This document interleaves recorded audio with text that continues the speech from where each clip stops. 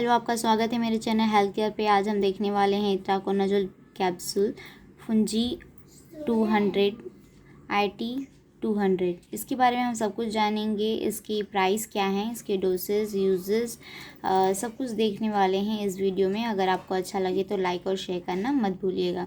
Itraconazole capsule जो है आपको बहुत सारे ब्रांड में मिल सकता है। अगर आपको डॉक्टर्स जो ब्रांड का लिखते हैं आप वो यूज़ कीजिए, क्योंकि आपको ये पूरा कोर्स चलाना पड़ता है। वही दवा आपको लेना पड़ता है।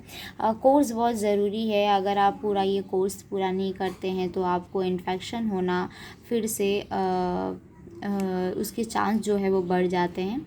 तो ये जो है किस लिए डॉक्टर्स लिखते हैं, फर्स्ट क्वेश्चन ये आता है। जैसे कि आपको इन्फेक्शंस हो गया है, फंगल इन्फेक्शंस हो गया है, तो उस दौरान जो है डॉक्टर्स आपको ये लिख के देते हैं। उस इन्फेक्शंस को कम करने के लिए जो है डॉक्टर्स लिख के देते हैं।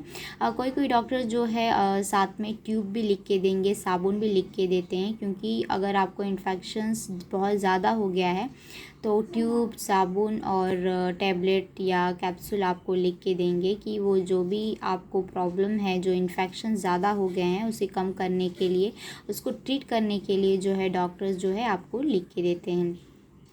अब इट्राकोनाज़ोल कैप्सूल किस लिए और ज़्यादा यूज़ कर सकते हैं, जैसे कि अगर आपको दाद हुआ है, खुजली हुआ है, रैशेस हो गए हैं, लाल लाल चकत्ते हो गए हैं, स्किन इन्फेक्शंस हो गया है, या स्किन पे हो जाता है, या कान के पीछे हो जाता है, या इनर पार्ट में हो जाता है। तो अगर जैसे ज़्यादातर जैसे कि मुड़ने वाली चीज़ होती है, जैसे आम हो गई हो, या पाँव के नीचे हो जाता है, या पाँव उंगलियों के बीच में हो जाना, कान के पीछे हो जाना, या स्किन पे हो जाना, गाल पे हो जाना, या सर में हो जाना, तो अगर आपको इस जगह पे रह हो जाता है तो ज़्यादातर आप सफाई कीजिए अपने स्किन की। और नहाना हो चुका, नहाना आप या 1 या 2 बार आप नहाइए, उस पार्ट को क्लीन रखिए जहाँ पे आपको ये इन्फेक्शंस हुआ है।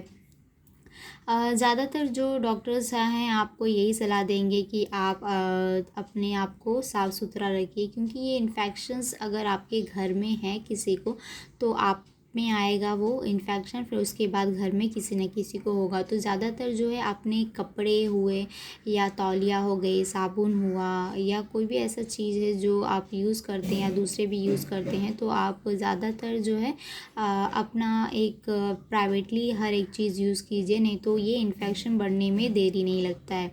तो ज़्यादा से ज़्यादा जो है आप अपने तौलिया हो गई, अपने जो भी कपड़े हो गए वो अपना यूज़ ना करने दे तो अच्छा है। साबुन हो गया, साबुन जो है डॉक्टर्स आपको लिख के देंगे। बहुत सारे साबुन ये इन्फेक्शंस को कम करने के लिए डॉक्टर्स लिख के देते हैं, या आपको ट्यूब फॉर्म में देंगे लिख के, जैसे कि डर्मीफाई हो गया, डर्मी फ्री हो गया, या लूरी हो गया। मीन्स ये सब जो है, या इट्राकोनाज़ोल के ट्यूब हो गए, तो ये सब जो है डॉक्टर्स जो है आपको लिख के देंगे। अगर आप मलहम भी यूज़ करते हैं तो बहुत अच्छा रह जाता है कि वो ऊपर से भी अच्छे से क्लीन हो जाएगा, और अंदर से आपके जो डॉक्टर्स दवा लिखते हैं तो वो भी बहुत जल्दी ट्रीट हो जाता है। तो इसलिए जो है जैसे डॉक्टर्स आपको बताते हैं, जिस तरह कोर्स बोलते हैं करने के लिए, उस तरह जो है आप पूरा कीजिए। बीच में जो है मेडिसिन मत छोड़िए, पूरा कंटिन्यू रहिए। जितना महीने बोलते हैं उतना महीने आप कंटिन्यूस कीजिए। अगर आप कम कर देते हैं, या मेरा ठीक हो गया है ऐसा सोच के फिर आप बंद कर देते हैं, कोर्स पूरा नहीं करते, तो फिर से होने का जो है वो चांस हो जाता है। तो इसलिए जो है ज़्यादातर पूरा कोर्स कीजिए, नहीं तो फिर से ज़्यादा उभर के इन्फेक्शंस आ सकता है। तो इसलिए अगर आपको थोड़ा ही हुआ है तो ये पूरा कोर्स पूरा करके ही आप बंद कीजिएगा। अब हम आते हैं इसके डोज के बारे में। ज़्यादातर जो है डॉक्टर्स आपको एक टाइम बोलेंगे रात को खाने के लिए, खाना के बाद जो है 1 टाइम बोलते हैं खाने के लिए। लेकिन अगर आपको ज़्यादा है तो आप 2 टाइम खा सकते हैं, सुबह एक शाम को।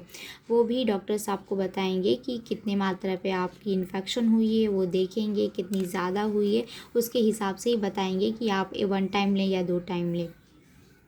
अब इसकी डोसेस हो गई, इसके यूजेस हो गए या साइड इफ़ेक्ट देखते हैं। साइड इफ़ेक्ट जैसे कि आपको अगर ये सूट नहीं होता है तो आपको एलर्जी हो सकती है। ज़्यादातर इसके जो है साइड इफ़ेक्ट्स नहीं आते हैं, फिर भी अगर आपको होता है कुछ तो अपने डॉक्टर से ज़रूर बोलिए।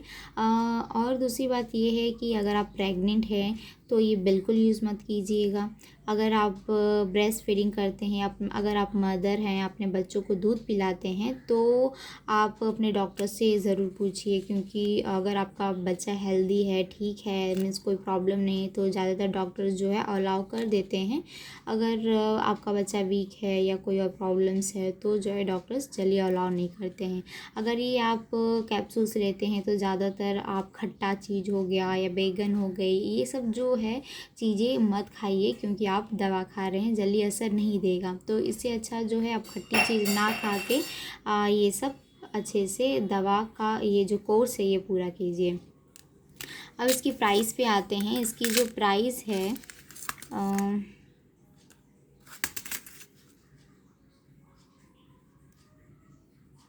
इसकी प्राइस 279 है। ये जो प्राइस है ये पहले 150 में कुछ चल रहा था, और ये अभी प्रेजेंट प्राइस जो है वो 279 का है। मैंने डोसेस बता दिए, इसके प्राइस क्या हैं, यूजेस, साइड इफ़ेक्ट सब कुछ बता दिया। अगर आपको कोई भी क्वेश्चन हो तो आप कमेंट कर सकते हैं, मैं इसका जवाब ज़रूर दूँगी। अगर आपको अच्छा लगे तो लाइक और शेयर करना मत भूलिएगा। Thank you so much.